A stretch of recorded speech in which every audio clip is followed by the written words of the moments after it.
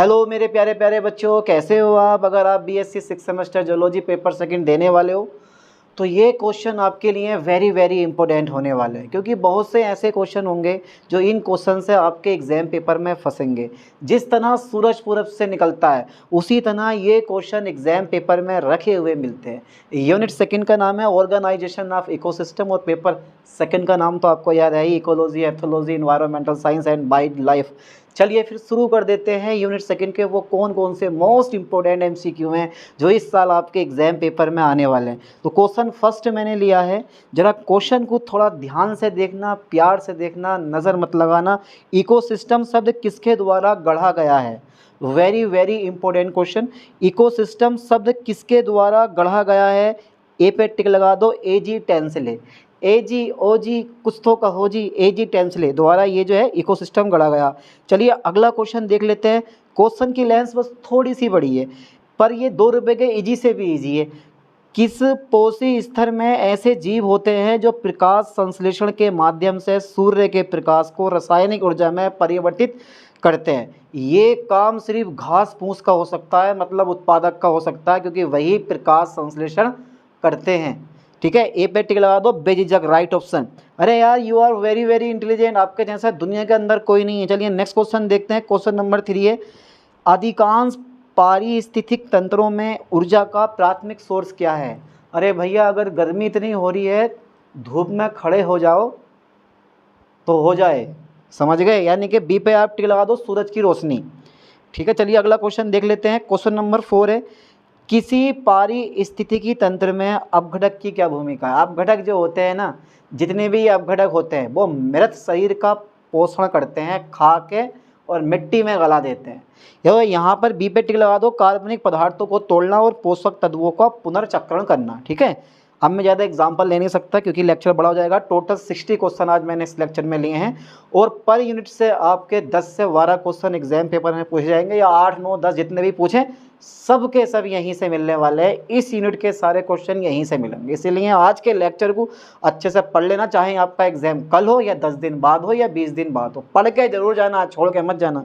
चलिए question number देखते हैं। नेक्स्ट क्वेश्चन नंबर देखते हैं 5, जीवित जीवों और वायुमंडल के बीच कार्बन की आवाजाही के लिए कौन सा जैव भू रासायनिक चक्र जिम्मेदार है?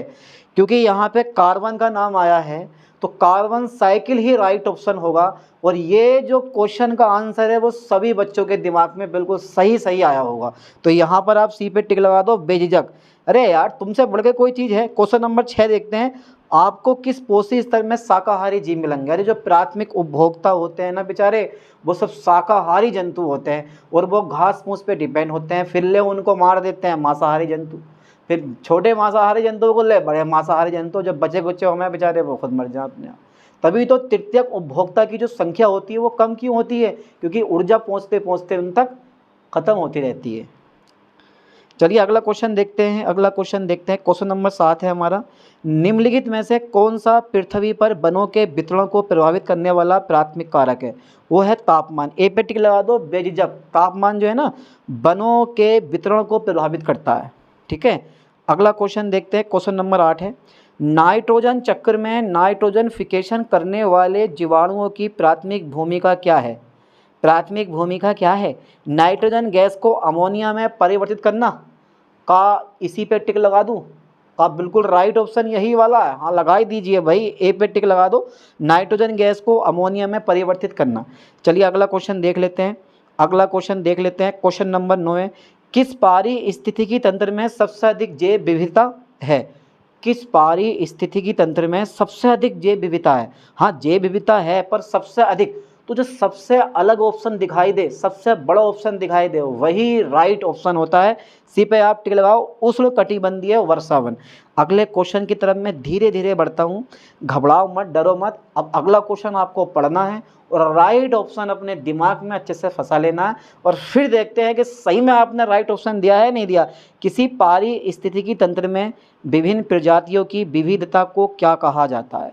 ठीक है, विभिन्न पारिस्थितिकी तंत्र में विभिन्न प्रजातियों की विविधता को क्या कहा जाता है? डी पे आप टिक लगा दो, जैव विविधता कहा जाता है। ठीक है, क्या बोला जाता है बच्चा? जैव विविधता। ठीक है, चलिए अगला क्वेश्चन देखते हैं। क्वेश्चन नंबर 11 है, मीठा, अरे नहीं, मीठे पानी के पारिस्थितिकी तंत्र में निम्नलिखित में से कौन सा प्राथमिक उत्पादक है? मीठे पानी के पारिस्थितिकी तंत्र में निम्नलिखित में से कौन सा प्राथमिक उत्पादक है? ए पे टिक लगा दो, फाइटो प्लांकटन। ठीक है, ज़्यादा मत पढ़ो क्वेश्चन को, एक बार पढ़ो आगे बढ़ो। ठीक है, क्वेश्चन नंबर 12, किस बायोम की विशेषता कम वर्षा, घास और चरने वाले शाकाहारी जीव हैं? किस बायोम की विशेषता कम वर्षा, घास और चरने वाले शाकाहारी जीव है? अब यहाँ पर उष्ण कटिबंधीय वर्षावन पे टिक मत मार देना, क्योंकि अधिकांश बच्चों के माइंड में यही ऑप्शन चल रहा होगा, घूम रहा होगा गोल गोल, जैसे वो घूमती रहती है आपके माइंड में। यहाँ पे डी पे टिक लगा दो, शीतोष्ण घास का मैदान। शीतोष्ण घास का मैदान इज द राइट ऑप्शन। अगला क्वेश्चन देख लेते हैं, बहुत ही सिंपल, बहुत ही छोटा क्वेश्चन है पर बड़ा टेढ़ा मेढ़ा क्वेश्चन। वायुमंडल में ओजोन परत का मुख्य कार्य क्या? जो जितने भी सूर्य से आने, सबको पता है, मुझे बताने की जरूरत है ही नहीं इसके बारे में। अच्छा ज़रा मुझे ये बताओ, ओजोन परत पृथ्वी सतह से ओजोन परत कितनी दूरी पर प्रेजेंट है? फटाफट ये सब कमेंट कर दो, देखता हूँ कौन कौन कमेंट करता। तो यहाँ पर जो बी नंबर है, राइट ऑप्शन, हानिकारक परावैंगनी विकिरणों को फिल्टर करना। ठीक है, क्वेश्चन नंबर 14 एक बार फिर से अगेन देख लेते हैं, क्योंकि इससे पहले हमने देखा नहीं, तो अगेन तो सब आनी नहीं चाहिए। निम्नलिखित में से कौन पारिस्थितिक अनुक्रमण में अग्रणी प्रजाति है? अग्रणी प्रजाति है मॉस और लाइकेन। क्या बात है यार, क्या बात है भैया, लाइकेन देखे आप लोगों ने? अबे देखे होंगे, सब देखा है आपने ये। निम्नलिखित में से कौन सी ग्रीन हाउस गैस है? बेझिझक, अगर ऐसे क्वेश्चन पास आ गए ना तो हो गया काम। अगर ऐसे क्वेश्चन एग्जाम पेपर में आ गए तो 101% 75 to 75 नंबर आपके रखे हुए मिलेंगे। यहाँ पे सी पे टिक लगा दो, कार्बन डाइऑक्साइड। ठीक है, अगला क्वेश्चन देखते हैं, क्वेश्चन नंबर 16, पारिस्थितिक तंत्र में फास्फोरस चक्र की भूमिका क्या है? भूमिका एक अच्छी लड़की है, पर यहाँ जो भूमिका है वो दूसरी वाली भूमिका। पारिस्थितिक तंत्र में फास्फोरस चक्र की प्राथमिक भूमिका क्या है? डीएनए और आरएनए संश्लेषण, यही चीज़ है। चलो कोई दिक्कत नहीं है भाई। क्वेश्चन नंबर 17 देखते हैं, आगे की तरफ बढ़ते रहो, पीछे क्या हुआ मत देखो। निम्नलिखित में से कौन सा पारिस्थितिकी तंत्र में एक अजैविक कारक है? निम्नलिखित में से कौन सा पारिस्थितिकी तंत्र में एक अजैविक कारक है? पौधे, पशु, तापमान, कवक। तो 3 के अंदर जान है तो जहान है, तो यहाँ पे जो सी है ना वही पे टिक लगा दो, तापमान इज द राइट ऑप्शन। अगला क्वेश्चन देख लेते हैं, क्वेश्चन नंबर 18 है, किसी दिए गए क्षेत्र में जीवों के कुल द्रव्यमान को क्या कहा जाता है? भाई बायोमास, जैव विविधता, बायोम, जैव भू रासायनिक चक्र। यहाँ पर जो बोला जाता है वो बायोमास बोला जाता है, और ये 3 तरह से क्वेश्चन पूछ सकता है, और तीनों तरह से मैंने आज के लेक्चर में एक क्वेश्चन कवर करा, और 1-2 क्वेश्चन कन्फर्म आपके पेपर में भी आने वाले हैं। यही तो बात होती है, यही तो देखा जाता है। क्वेश्चन नंबर 19 देखो जरा, नाइट्रोजन चक्र के लिए कौन सी प्रक्रिया महत्वपूर्ण है जो नाइट्रोजन गैस को पौधे द्वारा उपयोग करने योग्य में परिवर्तित करती है? विनाइट्रीकरण, नाइट्रिफिकेशन, नाइट्रोजन स्थिरीकरण या अमोनीकरण। सी पे आप टिक लगा दो, नाइट्रोजन स्थिरीकरण इज द राइट ऑप्शन। ठीक है, अरे यार तुमसे बढ़ के तो कोई इंटेलिजेंट है ही नहीं यार, सबसे ज़्यादा इंटेलिजेंट आप लोग हो, बस पढ़ने की देर है। पढ़ लो, मेहनत कर लो, जब कामयाबी मिलेगी शोर मच जाएगा। चलिए अगला क्वेश्चन देखते हैं 20, निम्नलिखित में से कौन सा कीस्टोन प्रजाति का उदाहरण है? KEY। निम्नलिखित में से कौन सा कीस्टोन प्रजाति का उदाहरण है? ये जो भेड़िया है ना, ये कीस्टोन प्रजाति का उदाहरण है। ठीक है, ओके।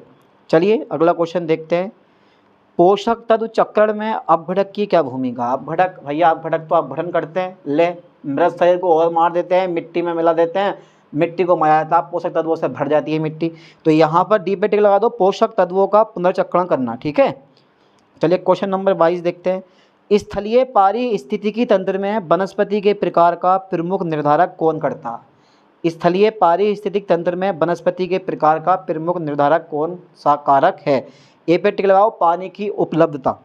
अगला क्वेश्चन पढ़ो, ज़्यादा इंपॉर्टेंट नहीं है। एक स्थलीय पारिस्थितिकी तंत्र में पोषी स्तर जिसमें सबसे बड़ा बायोमास होगा वह है, सबसे बड़ा बायोमास किसका होगा है भैया? प्राथमिक उपभोक्ता का, द्वितीयक उपभोक्ता का, अपघटक का।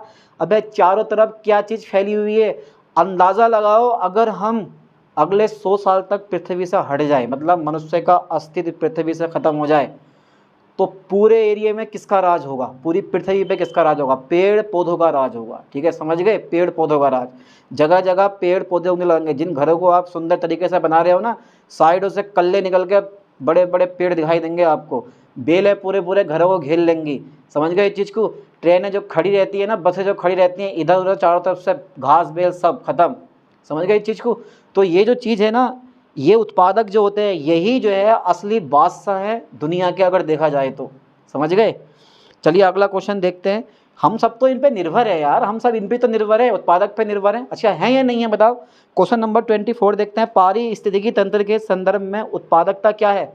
पारिस्थितिक तंत्र के संदर्भ में ये उत्पादकता क्या है? ए पे टिक लगाओ। पोषी स्तर के बीच ऊर्जा हस्तांतरण की दक्षता। So right option, very very important question. चलिए अगला क्वेश्चन देख लेते हैं। Question number 20। दिमाग खराब हो रहा है? दिमाग खराब मत करो बेटा, 60 क्वेश्चन है, बैठे रहो चुपचाप होकर। आज 25 देखो, जीपीपी और एनपीपी में क्या अंतर है? जीपीपी और एनपीपी में क्या अंतर है? जीपी में श्वासन शामिल है, जबकि एनपीपी में पाचन श्वासन शामिल नहीं होता। ये पे टिक लगा दो बेझिझक। अगला क्वेश्चन देखते हैं 26। एनपीपी की गणना के लिए जीपीपी से कौन सा कारक घटाया जाता है? श्वासन घटा दिया जाता है। हेड ए बी पे टिक लगा दो, पादप श्वासन खत्म। ठीक है, चलिए अगला क्वेश्चन देखते हैं। क्वेश्चन नंबर 27 है।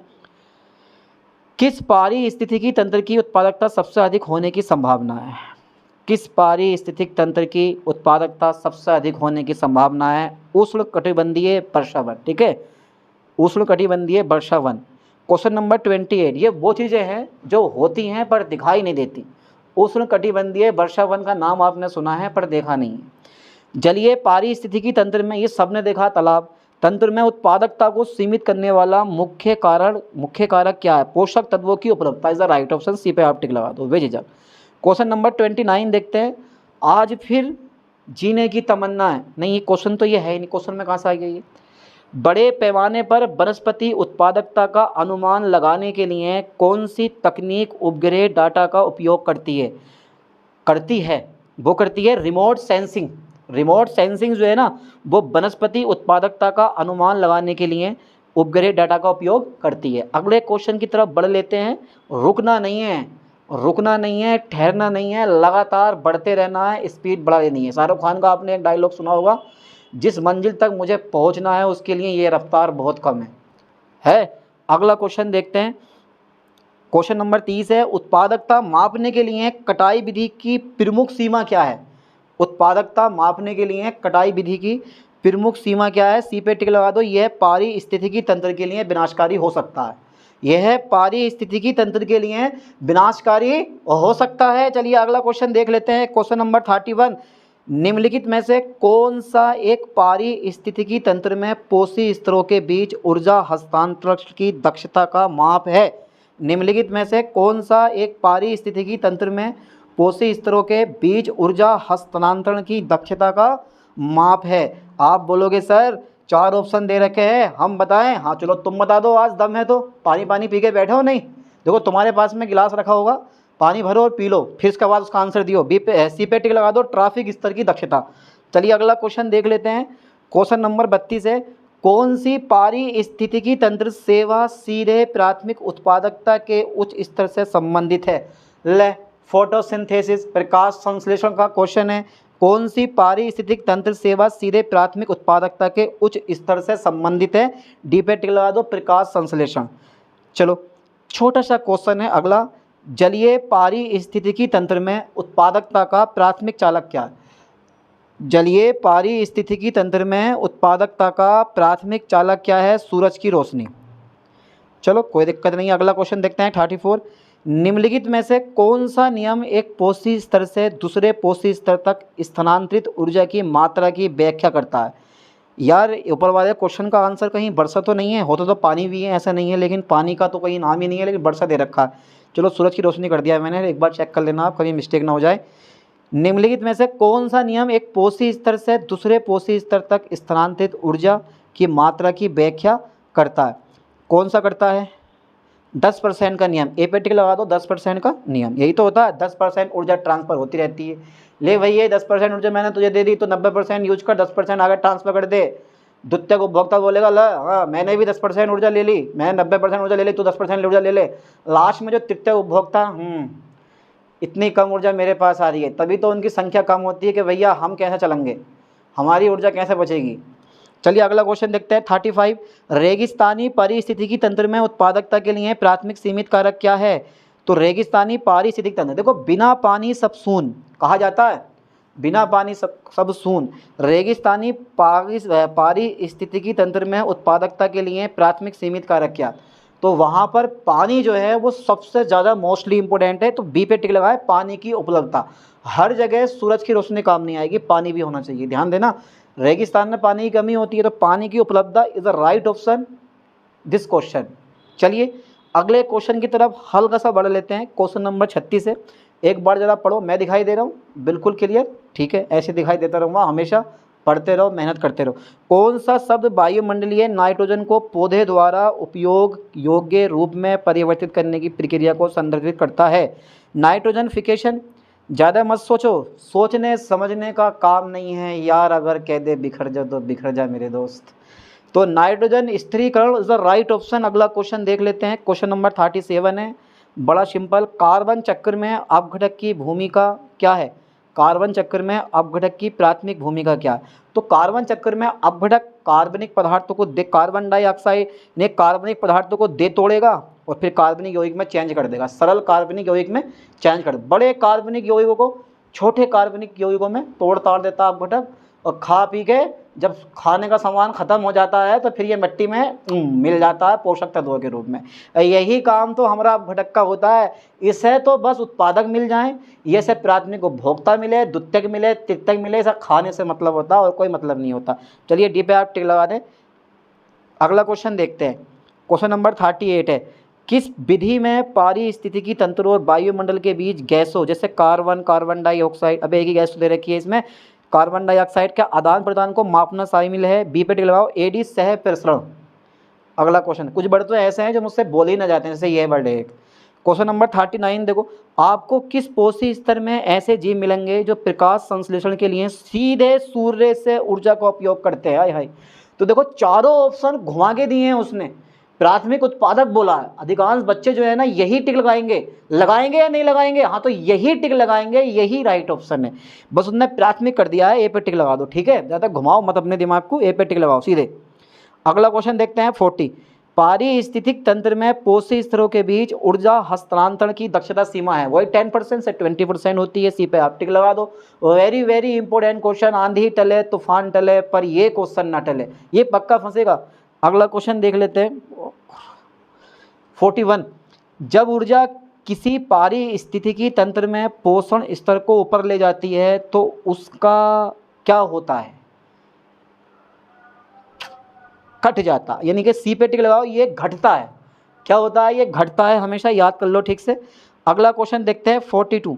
पोषी स्तर ऊपर जाने पर ऊर्जा में कमी का प्राथमिक कारण क्या है? पोषी स्तर ऊपर जाने पर ऊर्जा में कमी का प्राथमिक कारण क्या है बेटा? हे लल्ला, हे लल्ला बता दो यार, पोषी स्तर ऊपर जाने पर ऊर्जा में कमी का प्राथमिक कारण क्या है? ऊर्जा हस्तांतरण की बढ़ती हुई दक्षता, पोषक तत्वों की अधिक उपलब्धता, प्रतिस्पर्धा में कमी, लेकिन मैंने ए ऑप्शन अभी पढ़ा नहीं है, श्वसन के माध्यम में हानि, यानी कि श्वसन के माध्यम से हानि इज द राइट ऑप्शन। चलिए क्वेश्चन नंबर 43, बड़े प्यार के साथ बड़े आराम से, कौन से जीव जैव भू रसायन के पुनर्चक्रण में महत्वपूर्ण भूमिका निभाते हैं? प्राथमिक उत्पादक भू रसायन के पुनर्चक्रण में प्राथमिक भूमिका निभाते हैं, तृतीयक उपभोक्ता, अपघटक, प्राथमिक उपभोक्ता या प्राथमिक उत्पादक? तो 43 का राइट ऑप्शन सी पे टिक लगाओ, अपघटक। बेचारा ये भी मरा, कह रहा होगा भैया सारे क्वेश्चन मुझसे क्यों ले लिए, 4-5 क्वेश्चन ले लिए मुझसे। हाँ बेटे ये पेपर में आगा अपघटक। किसी पारितंत्र में ऊर्जा का पिरामिड हमेशा सीधा होता है, क्योंकि ऊर्जा कभी उल्टी ट्रांसफ़र होती नहीं है। अगर आप ये सोच रहे हो कि यार मैं शेर की ऊर्जा बकरी को दे दूँ, बकरी की ऊर्जा घास को दे दूँ, यह इम्पॉसिबल है भैया। ये पिरामिड हमेशा कैसा होता है? सीधा होता है। बकरी घास ही खाएगी और बकरी को जो है शेर खाएगा।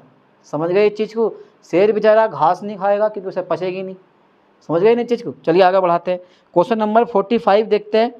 ऊर्जा पिरामिड के संदर्भ में किस पोषी स्तर को शीर्ष मांसाहारी माना जाता है? तृतीयक उपभोक्ता जो होते हैं ना वो शीर्ष मांसाहारी होते हैं। ठीक है। क्वेश्चन नंबर 46, किसी पारिस्थितिकी तंत्र में अपघटन की दर को प्रभावित करने वाला प्राथमिक कारक क्या है? किसी पारिस्थितिकी तंत्र में अपघटन की दर को प्रभावित करने वाला प्राथमिक कारक क्या है? जे तापमान, दे मारो तापमान पे, दे धुम मार दे। ठीक, चलो आगे बढ़ाते हैं, तुम तो अभी से डर रहे हो। नाइट्रोजन चक्र की किस प्रक्रिया में अपघटन के माध्यम से मिट्टी में अकार्बनिक पोषक तत्वों की वापसी शामिल है? अरे वाह, अमोनीकरण इज अ राइट ऑप्शन, अमोनीकरण इज अ राइट ऑप्शन। चलो कोई दिक्कत नहीं, क्वेश्चन नंबर 48 पढ़ लेते हैं। चलो फटाफट तेजी से क्वेश्चन पढ़ो और राइट ऑप्शन अपने दिमाग में रखो। रख लिया? अरे सर थोड़ा बहुत पढ़ने का टाइम तो दे दो, 5 सेकंड। चलो पढ़ो यार, पढ़ो, तुमसे बढ़ गया कोई चीज़। कार्बन चक्र के संदर्भ में प्राथमिक उत्पादकों की प्राथमिक भूमिका क्या है? और हाँ, 21 अप्रैल 2026 को एक घटना घटने वाली है। कौन सी घटना? CCSU का जोलॉजी पेपर सेकंड है। और जिन बच्चों के पास, जिन बच्चों को पेपर मिले, मुझको भेज देना। क्या करना है? पेपर का PDF फाइल बनानी है, वरना फ़ोटो खींचने हैं और मुझको भेज देना इस नंबर पे। नंबर नोट कर लो, 80777410। ठीक है, फटाफट तेजी से नोट करके इस पे मुझे PDF फाइल सेंड कर देनी है। ओके, पक्का करोगे ये काम? हाँ, वादा करो बिल्कुल कि सर मैं भेज दूंगा। ओके, और केमिस्ट्री का भी पेपर हो वो भी भेजना है, और फर्स्ट पेपर हो केमिस्ट्री का वो भी भेजना, क्योंकि 30 अप्रैल और 4 मई को 2 पेपर है। 30 अप्रैल को पहला पेपर है केमिस्ट्री का और 4 मई को दूसरा पेपर है या नहीं है? स्कीम देख के बताओ फटाफट तेजी से। चलिए, ये भेजने हैं पक्के। चलिए अगला क्वेश्चन देखते हैं, अगला क्वेश्चन देख लेते हैं, अगला क्वेश्चन देख लेते हैं। क्वेश्चन नंबर, अबे मैंने इसका आंसर बता दिया। कार्बन चक्र के संदर्भ में प्राथमिक उत्पादकों की प्राथमिक भूमिका क्या है?